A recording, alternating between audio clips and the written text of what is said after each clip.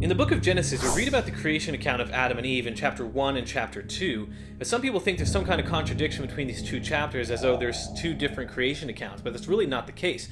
Chapter 2 is simply elaborating upon what was written in chapter 1, with Adam being created first, naming the beast that God brings to him, and then God finds a helper suitable for him by creating Eve from his side. So these two live in the perfect garden with no sin, and they go about living their lives. Well, Adam and Eve ultimately are tempted and sin from Satan, eating of the fruit, which then brings a curse of sin upon the world because they disobeyed God. Well, they then realize they're and so God slaughters an animal providing clothing for them. And this is a foreshadowing of the gospel of Christ with his righteousness covering our shame and our sin. It is really an amazing story that's recorded all the way back from the beginning of the Bible. Here's a little tiny Bible from 1629. It's a little Latin Bible that tells that story. It's a volume 1 of that series. It's an amazing piece of history. If you find this content interesting, subscribe.